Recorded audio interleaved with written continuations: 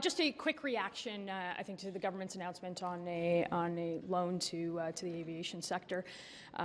Look, Canadians are struggling from coast to coast to coast, struggling with the price of gas, struggling with the price of groceries. Canadians are now skipping meals as Canada is the only G20 country to be in a recession. And for the government to use this, again, every time there's turbulence, and quite literally in this case, turbulence, this government reaches for the checkbooks. And we've seen that with the auto sector, we've seen that during COVID, and now we see that with airlines.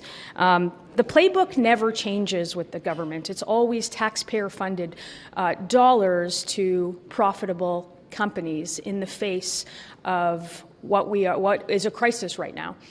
We have no solutions here from the government. We do have an admission from them today, and that admission really is about the gas cut in this press release. Now, they've admitted that a tax cut, the excise tax cut on fuel, will actually benefit consumers. Now, we've been fighting in this House for months and months to convince the government to take off all the taxes on all of the fuel for the whole year.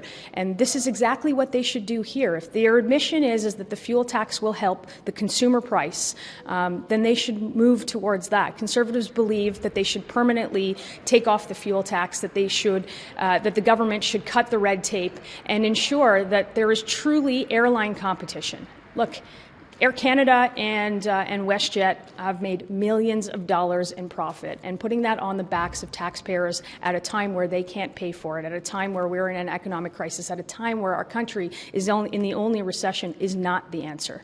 The government is saying that they're hoping that this money will help, especially small airlines, ensure that they can keep continued reliable access for Canadians, especially maybe on routes that are less popular. Do you actually think that this money will do that, or do you think that they're just going to take the money and then continue with doing what they're doing? Well, we've seen this time and time again, where profitable companies end up getting taxpayer bailouts, and the consumer is never the one that gets the benefit from any of these government bailouts. They are not fixing the crux of the problem. They are not. This is treating a symptom and not treating the disease. If they really wanted to help the consumer, they would open up the airline sector to real competition. We would get our resources built. We would put more money in the pockets of Canadians to make travel more affordable and to make sure that the airlines can function in an open marketplace. Do you think that they should have made the conditions more transparent? What they have said is that everything's up to negotiation. So in terms of, keeping employees in Canada, in terms of what exactly the executive bonuses are, in terms of bringing prices down and how much money, they said all of that is up for negotiation in this case. It's not transparent saying you take this money, you can't cancel routes. And you say that with a smile because you've seen this story before. You've seen the story where the government has given a bailout to a country and they've knocked off pieces of the company, they've sold it, they've outsourced the labor, and the consumer never gets the benefit of any of these bailouts. These provisions in this loan don't guarantee at all that the consumer benefits from this. So we've got a problem with that. We've got certainly a problem with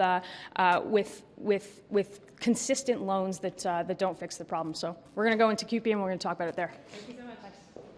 Thanks. It's opening on Friday. Can you see that happening as Trade Minister? Well, look, I know the community in Brampton, the transportation industry is very excited to eventually have that open. I know Minister LeBlanc is on that, and of course the Transport Minister, but it's been a long time coming, and I'm excited for when that day will come. We're hearing from Detroit news networks that Friday sounds like the ribbon cutting. I'll let the ministers that's responsible speak on that. Thank you. Gotcha. Good to see you.